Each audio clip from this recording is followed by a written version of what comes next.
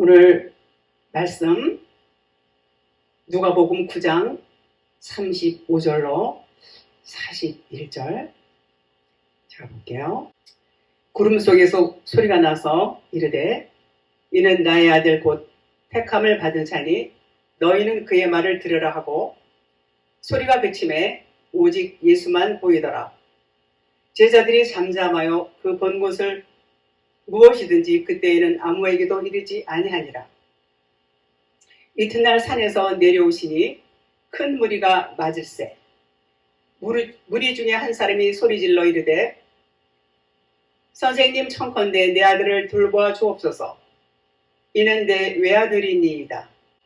귀신이 그를 잡아 갑자기 부르짖게 하고 경련을 일으켜 거품을 흘리게 하며 몹시 상하게 하고야 겨우 떠나가나이다.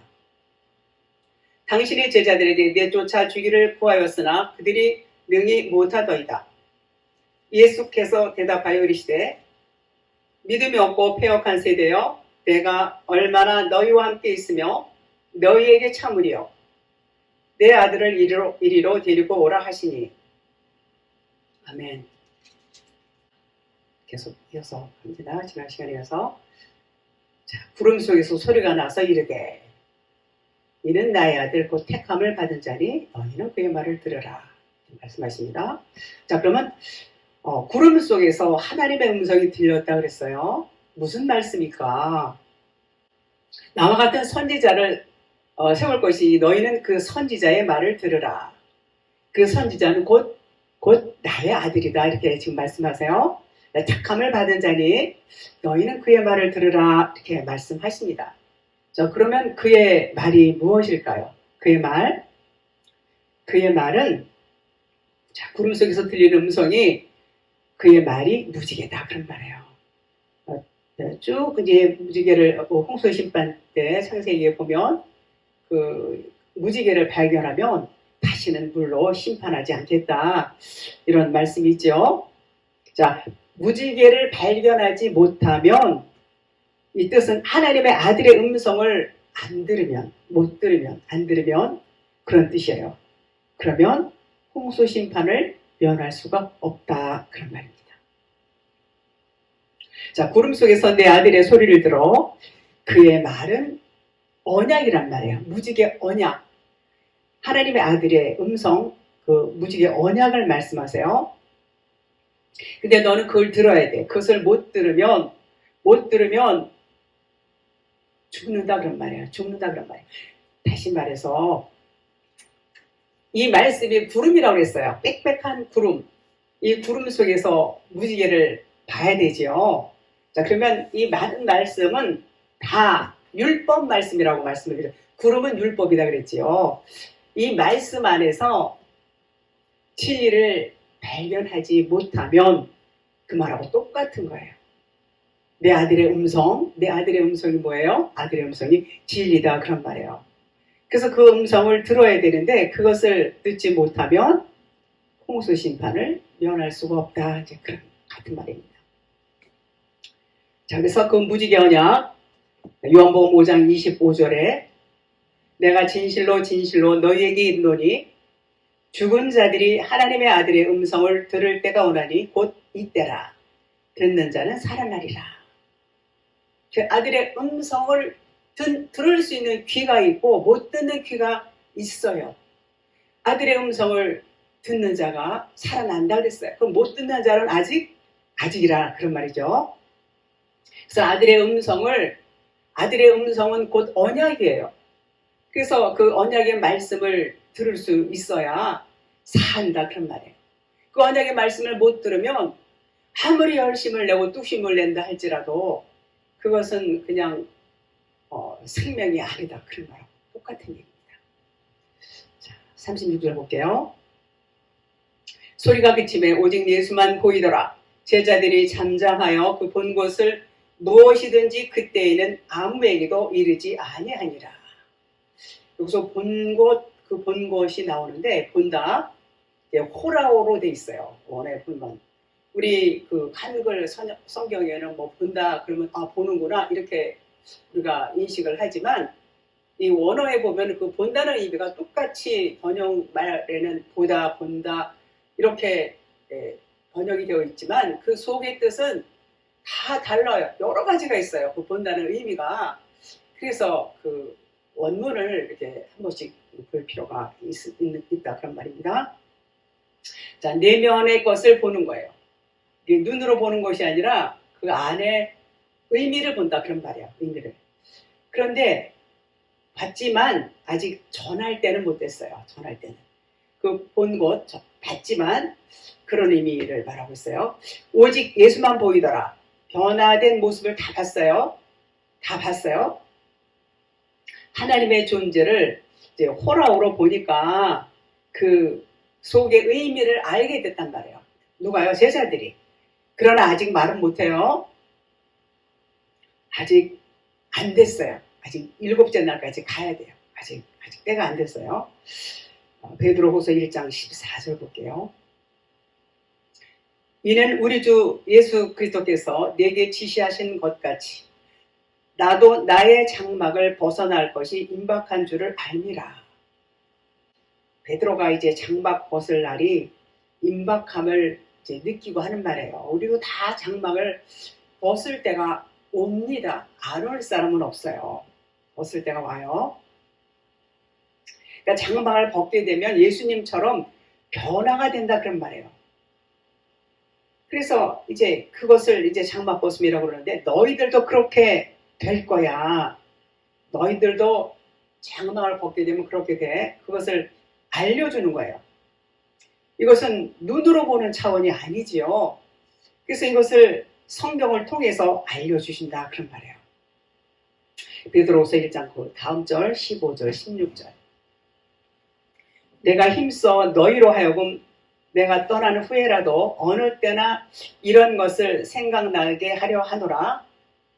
우리 주 예수 그리스도의 능력과 강림하심을 너희에게 알게 하는 것이 교모히 만든 이야기를 따른 것이 아니요 우리는 그의 크신 위엄을 친히 본 자라.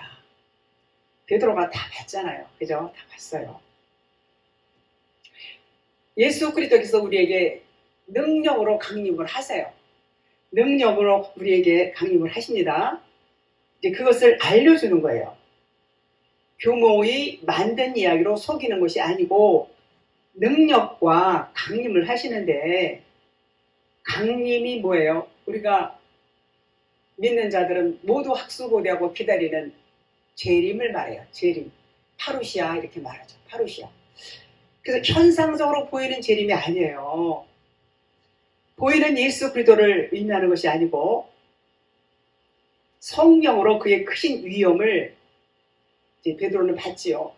그 얘기를 하는 거예요. 이것은 눈으로 보이는 파루시아가 아니다.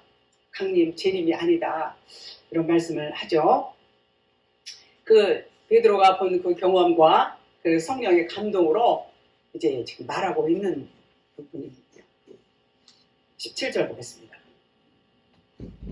지극히 큰 영광 중에서 이러한 소리가 그에게 나기를 이는 내 사랑하는 아들이요 내 기뻐하는 자라 하실 때에 그가 아버지께 존귀와 영광을 받으셨느니라 이렇게 말씀합니다. 이 말씀이 들려주는 순간에 예수 그리스도께서 증명이 되어진다 그런 말이에요. 하나님이 내가 모세와 같은 선지자 한 명을 세우겠다고 하신 선지자가 바로 내 아들이야. 그의 말은 들으라. 그렇게 지금 말씀하시는 거예요. 말을 들으라. 그때 예수 그리스도가 증명이 된다 그런 말이에요.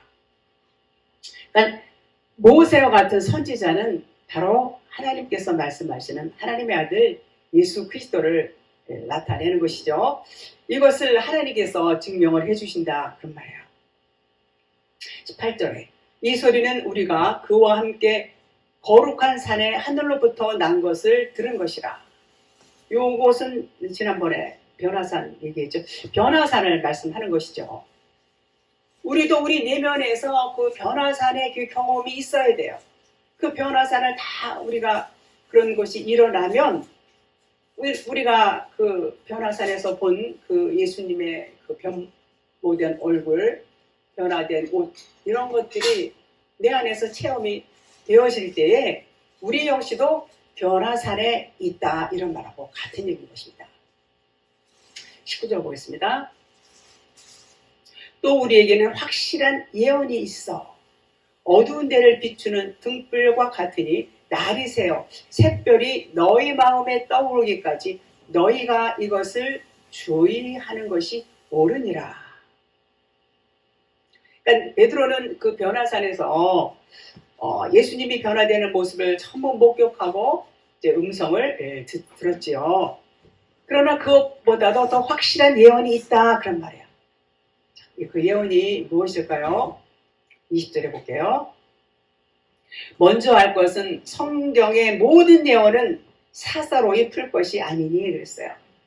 그러니까 성경이 더 확실하다는 거예요. 성경의 예언은 사적으로 자기 마음대로 풀지 말라는 그런 얘기예요. 사사로이 풀지 말라. 자기 마음 생각대로 풀지 말라. 자, 19절의 그 예언은 깜깜할 때 등불을 켜면 밝아지는 것과 같아요. 그러나 날이 새어 샛별이 너희 마음에 떠올라야 그것이 마음 안에 영광이 있는 거야, 그런 말이에요. 그럼 우리들 각자 안에서도 그것이 와야 돼요. 샛별이 떠올라야 돼요. 그래서 날이 새어 우리들 마음에도 그것이 떠올라야 하는데, 나는 그럼 떠올랐느냐, 이것을 우리 스스로가 기억할 수 있어야 돼요.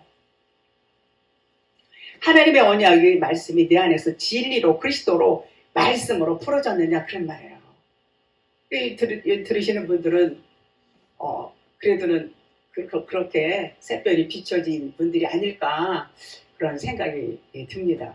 왜냐하면 잘 안 들어요. 이 말씀이 어렵고 문자적인 말씀이 아니기 때문에 많은 사람들은 의욕을 갖고 이렇게 듣는 분도 계시지만 아주 듣고 열심히 듣는 분도 계세요. 그런 분들이 많죠. 그러나 간혹 안 듣는 분들이 있지요.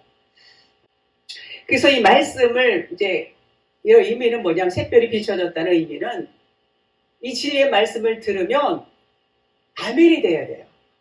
맞구나. 저 말씀이 저렇게 풀어지는 말씀이 맞구나. 저 말씀이 너무 이해가 안 가고 납득이 안 가고 그랬는데, 이렇게 진리의 말씀을 들으면서 그 말씀이 저런 말씀이었구나 라고 풀어지고 깨닫는 분들이 계세요.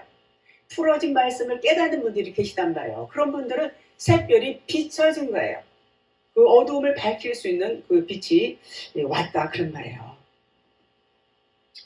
그래서 그것을 우리가 깨닫고 경험이 되어야 될 때에 우리는 샛별이 떠올랐다, 이렇게 말씀을 드릴 수 있습니다. 21절 보겠습니다. 베드로후서 1장.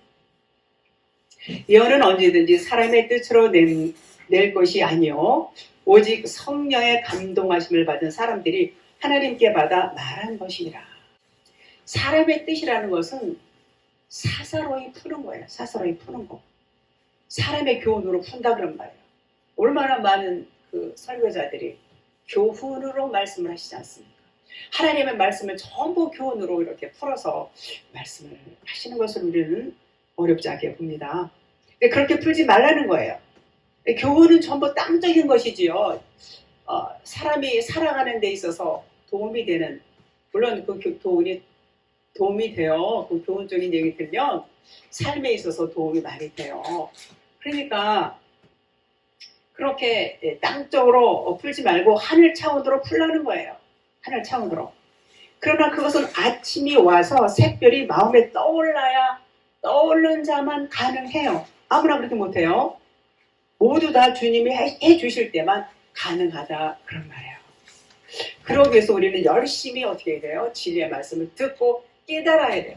자꾸 깨달을 때에 빛이 비춰지게 됩니다. 본문 9장 37절 보겠습니다. 누가복음. 이튿날 산에서 내려오시니 큰 무리가 맞을세. 예수님이 산에서 내려오셨어요. 이튿날 예수님이 별세에 관한 말씀을 듣고 이제 내려오셨는데, 여기서 큰 무리는 오합지졸을 말해요. 오합지졸이 이제 기다리고 있었어요. 자, 무리는 온전히 진리 안에 거하지 못한 사람들을 이렇게 지칭을 해요. 자, 이들은 광야가 이제 시작이 됐어요. 이제 구원의 길로 들어왔지만 아직은 이제 연합된 관계가 아닌 아직 많은 훈련을 이렇게 앞두고 있는 그런 무리들이죠. 그래서 무리와 제자들이 이제 만납니다. 구원의 길로 들어왔으나 이제 연합이 안 된 상태다 지금 말씀드렸죠. 아직 주인이 주님이 되지 않고 내가 주인이 되고 있어요. 내가 주인이 되었다는 것은 말씀드린 대로 연합이 안 된 상태. 그럼 전부 내 마음대로 내 생각대로 하는 거예요. 우리는 어떤 일이나 무슨 일이나 하나님께 맡기고 하나님의 인도함을 받을 때에 하나님의 이끌림으로 우리는 인도함을 받을 수가 있다는 거예요. 근데 아직 무리들은 내가 주인이 돼서 내가 주관하고 있다. 이런 말을 이제 들을 수가 있습니다. 그래서 이제 광야의 삶이 이제 시작됐어요. 광야의 삶. 자, 우리가 하나님의 말씀을 받았으면 우리가 하나님 말씀 교육을 처음 받잖아요. 받으면은 율법 말씀을 받아요. 율법 말씀 받아요. 그런데 이제 율법 말씀을 받고 율법을 배우고 이제 우리는 태어날 때부터 율법으로 태어나서 율법 세상에서 율법을 통해서 잘하고 배우고 익히고 그러죠. 그러면서 이제 교회를 나오게 되면은 교회에서도 또 율법을 배워요. 율법을 배워도 율법은 말씀 맞아요. 하나님 말씀이에요. 하나님 말씀인데 겉의 말씀이에요. 겉의 말씀. 처음에는 전부 겉의 말씀으로 시작을 합니다. 겉의 말씀인데 이제 거기서 겉의 말씀에서 이제 진리를 깨달을 때가 와요. 자꾸 진리 말씀을 듣게 되면 그러면 이제 병자가 되는 거예요. 율법으로 꽉 차 있는데 이제 진리가 들어오면 병자가 된다 그런 말이에요. 그것이 귀신이다 그래요. 귀신. 귀신은 광야에서 들리지요. 광야에서 들립니다. 38절 보겠습니다. 무리 중에 한 사람이 소리질러 이르되 선생님 청컨대 내 아들을 돌보아 주옵소서. 이는 내 외아들이니이다. 여기서 무리 중에 한 사람, 여기서 사람이요. 보통 사람 그러면 안드로포스 그래요. 무리는 아직 온전히 진리로 거듭난 사람들이 아닌데 여기서 한 사람이 아네르로 돼 있어요. 아네르라는 말은 남자, 남편을 의미해요. 남자, 남편이라는 얘기는 씨가 있다는 얘기예요. 씨가. 그러니까 무리 중에 한 사람이 이제 이 한 사람이 씨 있는 남자가 됐다는 얘기예요. 많은 무리들이 있는데 그 중에서 그 오합지졸 무리 중에 한 사람이 씨 있는 사람이 이제 왔어요. 이 사람이 이제 소리질러 선생님 청컨대 내 아들을 돌봐 주옵소서 이렇게 이제 소리를 지릅니다. 그러니까 생명이 있는 이 남자의 상태는 자기 아들이 귀신 들린 것으로 이제 표현을 하고 있어요. 근데 그 사람 자신과 아들은 하나로 봐야 돼요. 아들과 남자 하나로. 그 사람 자신이에요. 근데 아들로 이렇게 그 남자의 상태를 아들을 통해서 대신 표현을 해주고 있다. 이렇게 볼 수 있습니다. 여기서 소리질러, 소리 지르다, 소리치다, 부르짖다 이런 뜻인데 원어에 보면 보와 오로 돼 있어요. 그런데 이 소리 지르다는 부르짖는다는 말인데 39절에도 이렇게 그 다음 절에도 부르짖게 요 말이 나옵니다. 그러면은 요 우리 번역말은 똑같은데 부르짖다 뭐 소리지다 같은 말인데 조금 달라요. 크라조로 돼 있어요. 크라조. 크라조 이것도 외치다 소리 지르다 이런 말이지만 까마귀처럼 외친다 그런 말이에요. 까마귀처럼. 그 까마귀는 뭐를 의미하죠? 까마귀는 율법을 의미해요. 율법을. 그렇게 달라요. 그래서 이제 보아원은 내면의 외침, 나를 살려주세요.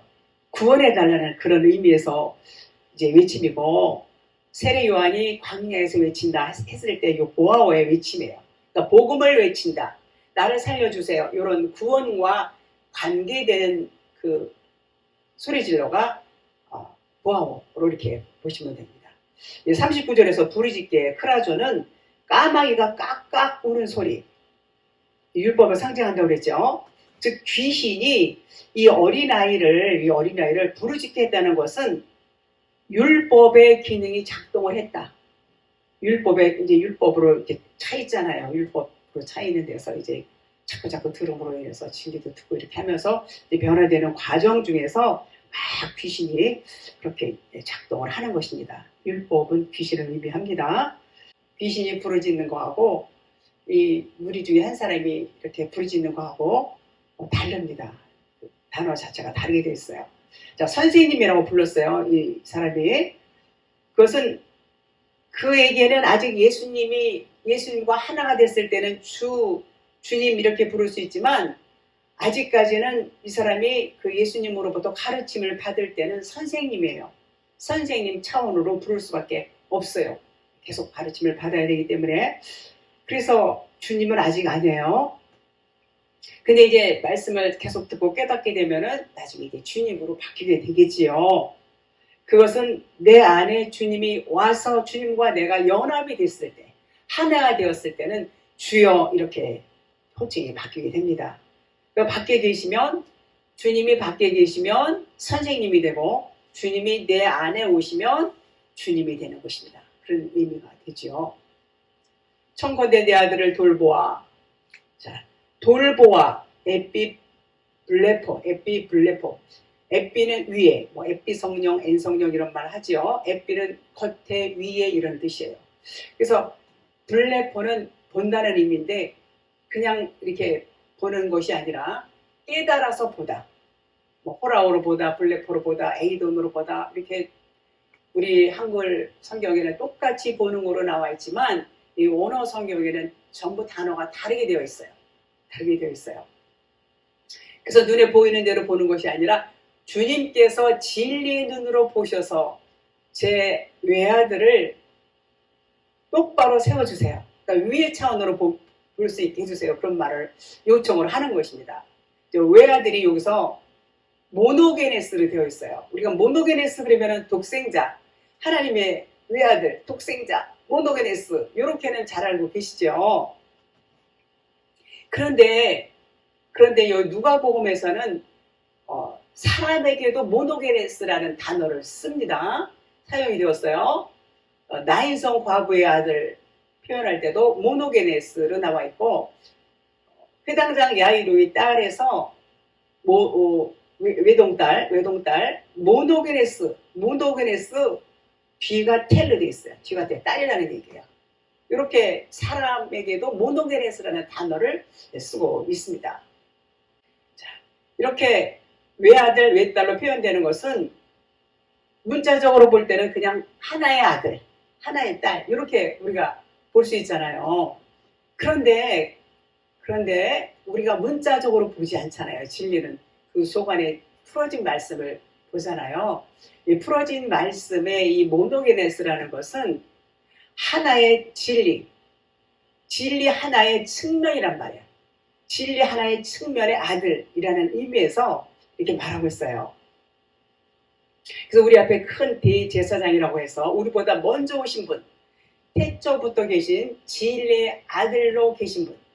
그러니까는 한 사람의 아들이라기보다 그 말이 아니라 진리 하나의 아들이다 그런 말이에요. 진리가 하나라는 말이에요. 진리 측면에서의 아들이다 그런 말이에요. 그 진리는 하나예요. 그러니까 우리도 이제 진리로 태어나면 진리 하나로 태어나면 우리도 역시 모노게네스라는 표현을 할 수가 있다는 얘기예요. 모노게네스 지금 나와 있잖아요. 이렇게 여기 내 아들 나인성 과부의 아들 회당장의 라요의 딸 전부 모노게네스라는 표현을 하고 있는 것을 볼 때에 우리 역시도 진리의 자녀로 태어나면 모노게네스다. 39절 보겠습니다. 귀신이 그를 잡아 갑자기 부르짖게 하고 격렬을 일으켜 거품을 흘리게 하며 몹시 상하게 하고야 겨우 떠나가나이다. 여기서 귀신이 그를 잡아 그랬죠. 그런데 보니까 푸니마로 되어 있어요. 푸니마는 영이죠. 영. 귀신 그러면 뭐 다른 용어가 있어요. 푸니마는 영이니까 귀신 이렇게 말하니까 귀신이구나 이렇게 말할 수 있지만 그냥 한 영, 영으로 표현하는 것이 더 이렇게 번역이 더 가깝다 이렇게 말씀을 드릴 수 있습니다. 42절에서는 그 귀신이 나와요. 그런데 다이모니온으로 되어 있고 바로 그 다음 구절에는 아카도로토스 푸뉴마로 나와 있어요. 이게 전부 귀신을 칭할 때 쓰는 용어예요. 다이모니온, 아카도로토스 푸뉴마. 영은 영인데 더러운 영이라는 거예요. 그런데 여기서는 그냥 푸뉴마로만 돼 있어요. 귀신이 이렇게 표현되어 있지만 이렇게 번역이 되어 있지만 그냥 푸뉴마 이렇게 되어 있기 때문에 그냥 한영 이렇게 보는 것이 더 가깝다 말씀을 드립니다. 자, 영이 뭘까요? 영이 영 그러면 더러운 영으로 표현할 수 있고 더러운 영은 귀신이죠. 또 이것을 아카도로토스 푸니마 그러고 또 깨끗한 영이 또 있어요. 하기오스 푸니마 이렇게 말합니다. 거룩한 영 이렇게 말해요. 그래서 여기서 흐레마 살리는 것은 영이니 이렇게 요한복음 6장 63절에 말씀하죠. 내가 너에게 이른 말이 영이다. 이렇게 말씀합니다. 자, 우리가 말씀을 들을 때 깨달음이 오면 그것이 영이라는 거예요. 영. 노고스가 아니에요. 그래서 영도 두 가지로 볼 수 있어요. 지금 말씀드린 대로. 진리의 말씀을 듣는 영이 있고 비진리의 말씀을 듣는 영이 있어요. 진리의 말씀을 들으면 거룩한 영이 될 수 있지만 비진리의 말씀을 들으면 더러운 영이 된단 말이에요. 그러니까 비진리의 말씀 뭐예요? 비진리의 말씀은 율법 말씀이에요. 겉에 껍데기 말씀이다. 그런 말이에요. 껍데기 말씀은 이 겉에 이 말씀은 진리가 아니라 그런 말이에요. 진리를 싸고 있어요. 진리를 싸고 있지만 이 껍데기만 알고 있으면 진리 자체는 아니다. 그래서 이것을 더럽다 그러는 거예요. 더러운 영이라는 거예요. 그래서 귀신이다 이렇게 표현합니다. 그것이 벗겨져야 그 안에 진리, 거룩한 영, 깨끗한 영, 하기오스 푸니마가 드러나게 되는 것입니다. 계속 똑같은 말씀을 이렇게 성경은 하고 있어요. 겉의 것이 폐해야 속의 것이 드러나는 거예요. 첫 것이 무너지는 것은 둘째 것을 세우려 하십니다. 이렇게 말씀하시는 것이 전부 성경 말씀은 다 그렇게 적용이 돼요. 이분법으로. 여기서도 역시 이 더러운 영이 깨닫게 되면은 깨끗한 영이 되는 거예요. 진리의 빛이 들어가면은 이 더러운 영이 진리의 영으로 바뀌는 거예요. 영은 하나예요. 그래서 진리의 말씀을 듣고 있느냐 그러면은 거룩한 영이지만 비진리의 말씀을 듣고 거기에 이제 갇혀 있으면은 더러운 영이 된다. 그런 말이에요. 그것을 뭐라고 그래요? 귀신이다. 그런 말이에요. 율법은 깨끗한 영이라고 말하지 않아요. 생명이 없어요. 그렇게 말씀을 드렸어요. 즉, 또 요것이 뭐냐면 귀신이라는 것은 이제 말을 말해요. 말. 깨끗한 말을 하고 있느냐, 더러운 말을 하고 있느냐. 세상 지식이 많으면 그 지식이 영이 되는데 그것을 더러운 영이라고 그래요. 혼적인 거, 더러운 영. 자, 율법을 뭐라고 그러죠? 율법을 귀신이라고 그래요. 귀신이라고. 세상도 육신으로 보이는 것은 전부 더럽다, 더러운 영이다 이렇게 말해요. 귀신이다. 육신적인 생각 이런 것들을 전부 영적으로 보면 귀신이다 그런 말이에요. 그러면 귀신이 아닌 사람이 있다? 없다. 우리는 다 그냥 귀신이에요. 다 더러운 영이에요. 더러운 영 가운데 있어요. 그러나 뭐가 깨끗하게 해요? 진리의 영이 와서 이 귀신이 진리의 영이 들어오면 이 빛이 들어오면 어둠이 밝아지는 것처럼 이 더러운 영들이 나가는 거예요. 더러운 영들이 나가고 이제는 진리의 영으로 서게 되면 아카도로토스 푸니마가 하기오스 푸니마로 바뀐단 말이에요. 영은 하나라고 그랬죠. 그런 의미인 것입니다. 사도행전 17장 18절에 어떤 에피쿠로스와 스토아 철학자들도 바울과 쟁론할세 어떤 사람은 이르되 이 말장이가 무슨 말을 하고자 하느냐 하고 어떤 사람은 이르되 이 이방 신들을 전하는 사람인가 보다 하니 이는 바울이 예수와 부활을 전하기 때문이더라. 바울이 뭘 전해요? 바울이 진리만 전하죠. 예수와 부활을 전하니까 이방신들을 전하는 사람인가 보다 이렇게 말해요. 이방신은 뭐예요? 이방신 바울이 예수와 부활을 전했는데 이들은 알아듣지를 못해요. 알아듣지 못하니까 그 복음을, 바울이 전하는 복음을 이방신을 전하는 사람이다 이렇게 말해요. 그러면 여기서 이방신이 뭐냐면 이방신, 이 신이에요. 다이모니오로 돼 있어요. 다이모니오는 귀신이라고 그랬죠. 그러니까 귀신을 전한다 이렇게 오해를 한단 말이에요. 누가요? 이 철학자들이 이 철학자들은 굉장히 많은 그 지식을 갖고 있는 사람들이에요. 그래서 바울은 거룩한 영 진리의 말씀만을 전했지만 듣는 자들이 못 알아들으면 그 사람에게는 더러운 영이 되는 거예요. 아무리 진리의 말씀을 전해줘도 못 듣는다 그러면은 그거는 비진리가 돼버린단 말이에요. 비진리로밖에 이제 안 들려요. 진리의 말씀을 전해줬을 때 이 말씀이 들어가서 그 전에 받는 사람이 듣고 깨달으면 그것이 진리가 돼요. 그런데 깨닫지 못하면 이거는 그냥 다 사라져 버려요. 이것은 아무것도 안 해요. 귀신이 돼버린다 그런 말이에요. 그래서 이것을 깨닫는다는 것은 굉장히 중요하죠. 이 철학자들은 이 철학을 통해서 뭐를 추구해요? 어떻게 하면 사람들을 행복하게 살 수 있게 하나? 어떻게 하면 우리가 행복하게 살 것일까? 사는가? 이런 것을 계속해서 그들은 추구하고 이제 공부도 하고 그러죠. 그래서 많은 사람들은 그 철학자들의 그 가르침을 듣고 배워요. 그리고 그 가르침에 따라서 살아요. 또 그렇게 살기를 원한단 말이에요. 그것을 뭐라 그러냐? 귀신이다 그래요. 귀신이다. 진리가 아니에요. 하나님과 관계가 없어요. 귀신이다 그래요. 그것을 다이모니온이라 이렇게 나와 있습니다. 바울이 전한 복음을 알아듣지 못하면 그 자신이 귀신이다 그런 말이에요. 진리의 말씀을 전하는데 못 듣고 있으면 그 자체가 귀신이다 그런 말이에요. 귀신이다. 자, 바울이 전한 복음, 우리는 그 진리를 전하지만 못 들으면 바울이 뿐만이 아니라 오늘날에도 진리의 말씀을 전해도 못 듣는다 그러면은 그 못 듣는 자체를 귀신이다 그래요. 성경에서 이제 귀신이 나와요. 성경에서 귀신이 나오고 또 예수님과 관련된 귀신이 지난번에도 뭐 돼지 에 들어가는 거라사 지방 귀신이랑 우리 다 배웠어요. 그러면 이 귀신은 귀신이 해야 할 일이 있어요. 귀신이 해야 할 일이 있어요. 귀신을 들리게 하는 목적이 또 있단 말이에요. 우리가 교회에 나오면은 귀신 들려요. 귀신 들려야 돼요.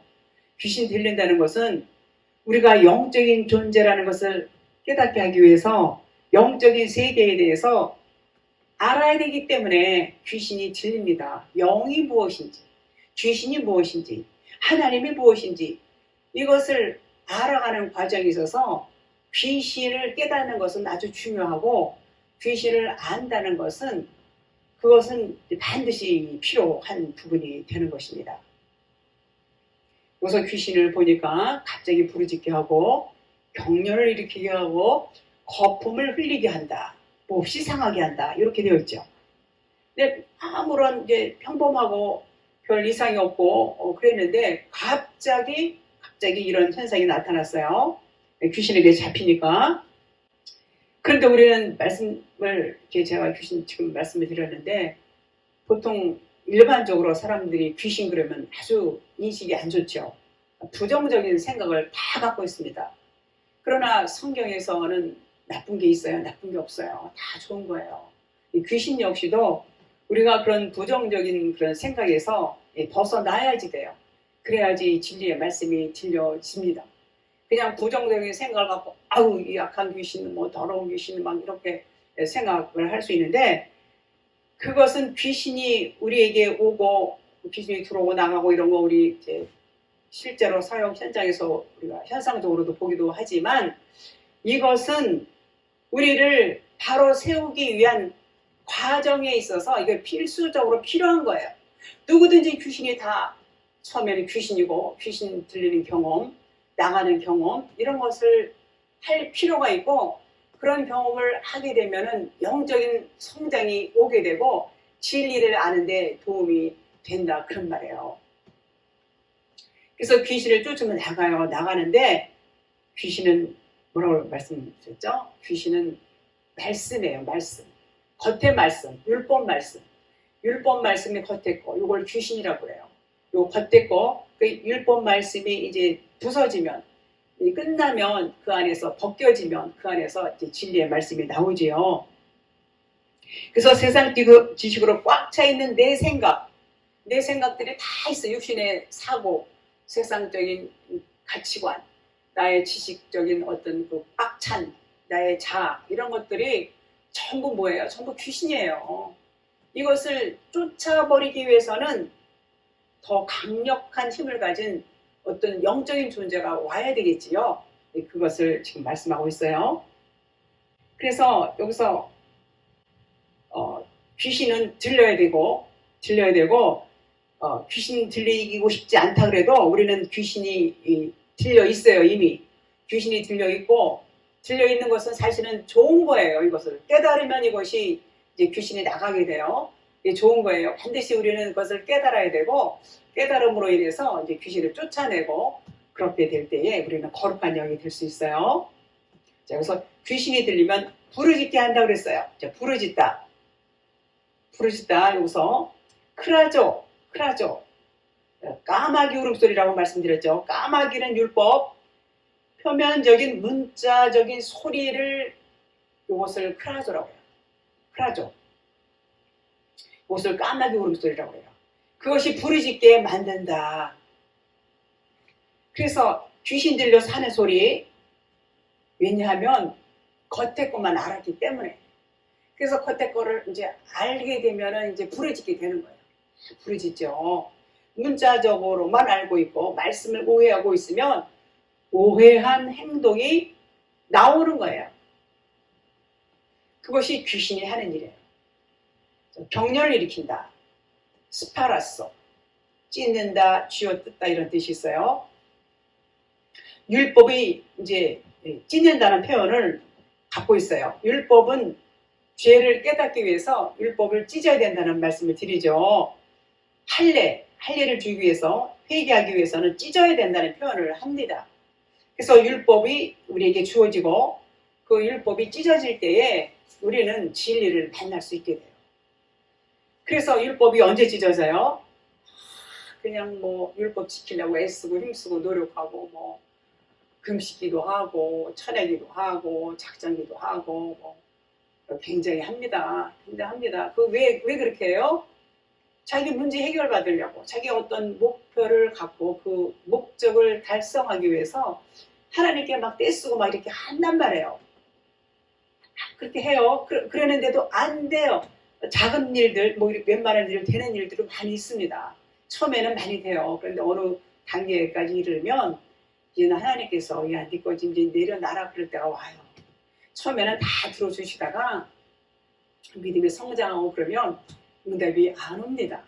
이제는 눈을 좀 뜨라는 거예요. 이제 영적인 눈을 좀 뜨라는 거예요. 너 육적인 그렇게 사고를 갖고 육적인 것만 추구하지 말고 이제는 하늘을 봐라. 하늘을 보고 영적인 눈을 떠라. 이런 의도로 하나님은 응답을 안 주십니다. 그러면 이제 막 몸부림치다가 어떻게 돼요? 자기 마지막에 와야 돼요. 마지막에 와야 돼요. 좋은 거죠, 그게. 자, 그 다음에 거품을 흘린다. 거품 흘린다는 것은 앞으로서. 이 얘기는 뭐냐면, 이 거품은 그냥 꺼지잖아요. 그냥 꺼져버리잖아요. 시간이 지나면. 실체가 없다는 거예요. 그러니까 율법의 겉에 말씀을 거품이다 그래요. 그래서 내용이 없다. 실체가 없다.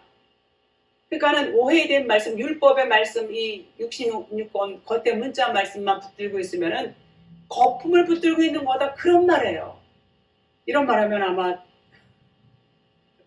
사람들이 뭐라고 하겠죠. 진리는 그렇게 말씀하고 있어요. 그래서 오해된 이 겉에 율법 말씀만 붙들고 있으면 그것이 뭐라고 그랬어요? 지금 거품이다 그런 말이에요. 거품. 여러분들은 거품 붙들고 있지 않으시죠? 하나님의 은혜인 것입니다. 자, 거품을 흘린다. 흘린다는 것은 흘려야 돼요. 거품 흘려버려야 돼요. 깨닫는 거예요. 말씀을 깨달으면 흘려버리는 거예요. 아, 내가 이 겉에 문자 말씀은 이걸 잘못 알았구나. 이걸 진리로 내가 오해하고 있었구나. 그러면 그것이 거품을 흘리는 거예요. 흘려버려야 돼요. 자, 몹시 상하게 하다. 쉰트리고 함께 문지르다. 함께 문지르. 그럼 누구랑 문질러요?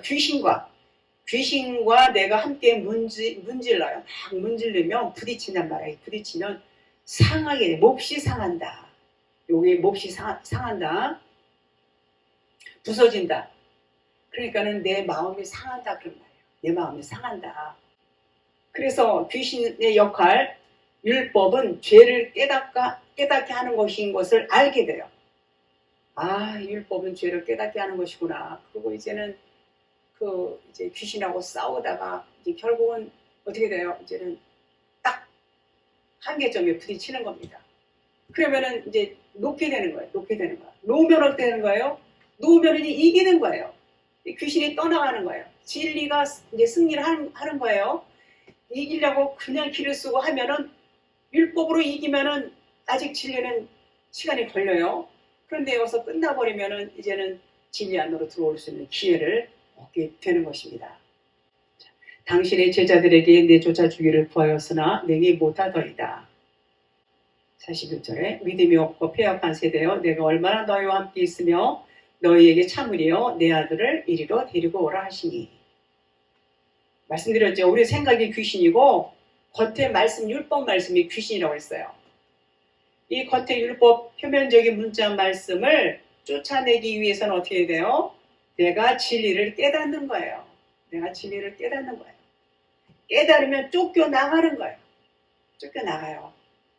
내가 진리를 깨달으면 결국은 그 귀신이 더러운 영이 뭐가 돼요? 거룩한 영으로 바뀌는 거예요. 더러운 영이 거룩한 영이 되는 거예요. 자, 아들에게 붙은 귀신을 쫓아내기 위해서는 진리의 말씀을 잘 가르쳐줘서 깨닫게 되면은 나간다 그러는 거예요. 율법이 나간다 얘기는 율법이 깨달아졌다 그런 얘기예요. 그러면은 율법과 진리가 하나가 된다 그런 말이에요. 얼마나 좋아요. 그러니까 귀신이 옴으로 인해서 진리를 알 수 있어요. 귀신의 역할은 진리를 깨닫게 해주는 데 있어서 아주 필요한 존재예요. 그 일을 하는 거예요. 알려주는 거예요. 진리를 깨닫게 하기 위해서 귀신이 들려야 된다 이런 말씀이 되는 것입니다. 자, 그런데 제자들은 능히 못한다 그랬어요. 제자들은 못해요. 진리의 말씀을 잘 못 가르쳐 준다는 얘기, 가르쳐 줄 수 있는 아직 능력이 안 됐어요. 그래서 더 제자들도 배워야 되죠. 아직 온전하지 못해요. 그래서 믿음이 없고 패역한 세대다 그랬어요. 그러니까 제자들 역시도 아직 광야에 있어요. 광야에 머물러 있는 상태에 아직도 배워야 되고 경험해야 되고 주님께 가르침을 받아야 하는 그런 상태에 있어요. 제자들조차도 믿음이 없다 이렇게 말씀했어요. 왜 그랬냐면 그 믿음은 소유격이라고 했죠. 소유격.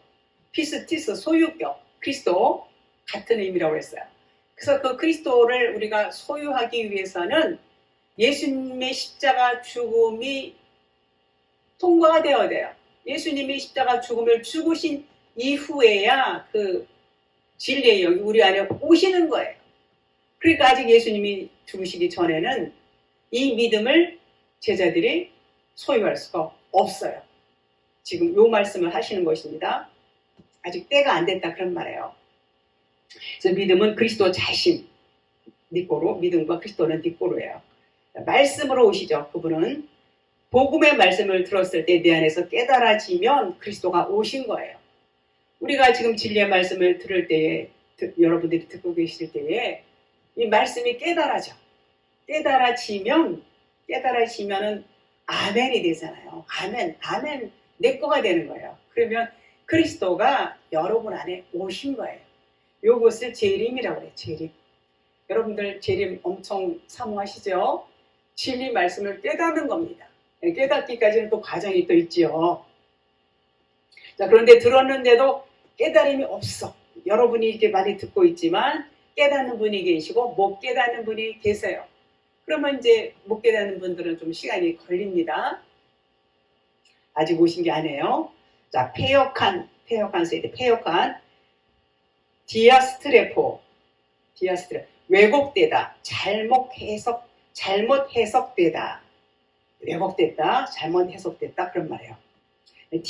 디아하고 디아는 뭐뭐에 대하여 등을 돌리고 있다 이런 뜻이에요. 뭐뭐에 대하냐, 복음에 대하여 등을 돌리고 있다 이런 말이 디아예요. 디아. 즉 표면 문자로만 알고 있어요. 표면 문자로만 알고 잘못 해석된 그런 말씀을 갖고 있는 거, 그것을 폐역한 세대다 그렇게 말해요.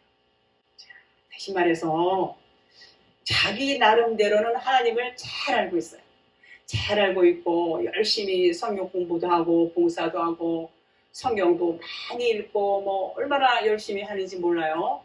그러니까는 나는 믿음이 좋고 나는 뭐 천국은 뭐 다른 당상이고 막 이렇게 이제 생각하고 그렇게 믿고 더 이제 열심히 하죠. 그런데 그렇게 외형적으로는 그렇게 보여질지라도 그가 진리를 모르고 껍데기 말씀, 오해된 말씀만 붙들고 있으면 진리에 대해서는 모르는 상태예요. 진리는 전혀 몰라요. 그것을 폐역한 세대다. 그래서 폐역은 디아스트레포. 그래서 뭐뭐에 대하여 등을 돌리고 있다는 거. 그러니까 율법 안에 감추어진 진리를 모르니까. 66권 말씀 안에 우리가 요 말씀을 얼마나 사랑하고 요 성경 공부도 많이 하고 뭐 그냥 많이 외우지요. 줄도 긋고 이렇게 하면서. 그런데 그거 좋지요. 물론 좋아요. 그런데 깨닫지 못하면 그 안에 감추어진 보화를 찾지 못해요. 그 진리를 깨닫지 못하면 요 말씀은 그냥 비진리의 말씀에 불과하다 그런 말이에요. 귀신이다 그런 말이에요. 이게 쫓아야 돼요. 이 말씀이 벗겨져야 돼요. 찢어져야 돼요. 그런 과정을 거치지 않고 이 말씀만 붙들고 있으면 그것을 디아스트레포, 폐역한 세대다 그런 말이에요. 폐역. 그래서 이제는 진리를 모르니까 26권 말씀 안에 감추어진 진리를 모르니까 이 진리에 대해서 관심이 없어요. 그리고 아예 등을 돌린단 말이에요. 무슨 저런 말이 다 있어. 아예 등을 돌리는 분들이 없다? 있어요. 있습니다.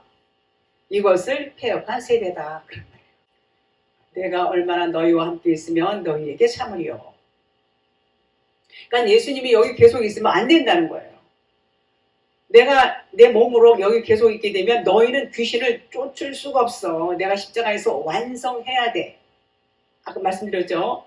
내가 죽고 그리스도로 부활해서 너희 안에 들어가야 너희들이 깨닫고 너희들이 나의 믿음을 갖고 귀신을 쫓고 진리를 가르치고 빛을 드러내는 거예요. 진리의 말씀은 곧 빛이에요. 그 말씀을 잘 가르쳐서 깨달으면 귀신은 그냥 떠나는 거예요. 귀신이 떠난다는 얘기가 뭐예요?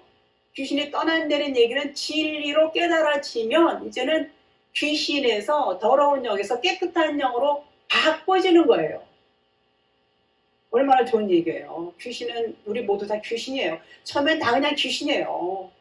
그래서 그 귀신이 진리로 말미암아 깨달아져야. 귀신은 더러운 영이라고 했어요. 아카도로도스 푸니마. 그 더러운 영이 진리의 말씀을 자꾸 듣고 이제 벗겨주고 깨달아지면 거룩한 영, 하기오스 푸니마가 된다. 그런 말이에요.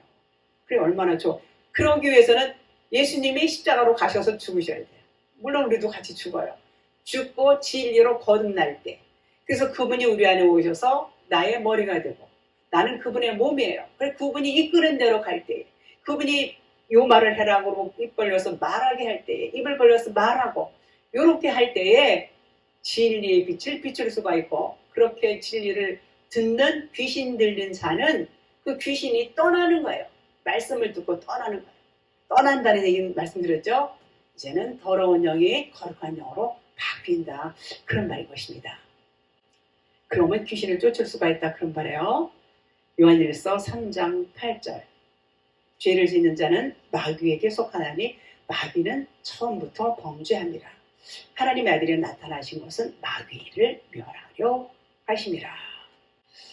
마귀를 멸하기 위해서는 예수님이 십자가에서 죽는 방법 지금 말씀드렸죠. 다 비진리에 우리가 있어요. 우리 모두는 다 비진리. 진리가 없단 말이에요. 진리가 없고 육신적으로 세상적으로 살고 있는 그런 상태에서는 전부 마귀 사탄 귀신이에요. 전부 마귀 사탄 귀신은 이제는 진리가 들어와야 돼요. 진리의 빛이 들어와야 돼요. 진리의 빛이 어떻게 들어와요? 예수님이 십자가에서 죽으시고 진리로 그리스도로 거듭났을 때에 우리는 그분의 영으로 인해서 이제는 마귀 사탄이 이제는 그리스도 진리의 영 하교수 푸니마로 바뀐다는 것입니다. 그러니까 마귀를 멸하기 위해서는 예수님이 십자가에서 죽는 방법, 그러면 마귀가 주님이 되어주는 거예요. 그러니까 내가 마귀고 여러분이 마귀고 귀신이에요. 똑같아요. 그러니까 주님이 마귀로 귀신으로 죄인으로 이제 십자가에서 죽으시게 되면 이제는 더러운 영이 귀신이 거룩한 영, 진리의 영으로 우리가 전부 바뀌는 거예요. 얼마나 좋은 말씀이에요. 이처럼 원수된 우리 육신의 생각, 율법, 껍데기 말씀, 세상 기준, 가치관, 율법적인 사고, 이 모든 것들이 전부 뭐예요? 마귀 사탄이에요. 그러면 마귀 사탄 아닌 사람 한 사람도 있다 없어요. 우리는 전부 마귀고 사탄이고 뱀이에요. 근데 그것을 예수님이 전부 다 몽땅 다 뒤집어 쓰시고 십자가에서 해결하셨다 그런 말이에요. 그러니까 어때요? 하나님 아들 예수 그리스도께서는 율법의 저주를 사랑으로 진리로 완성하셨고 곧 마귀 사탄 귀신의 일을 멸하셨다 그런 말씀이 되는 것입니다. 이해를 하셨을 줄로 압니다.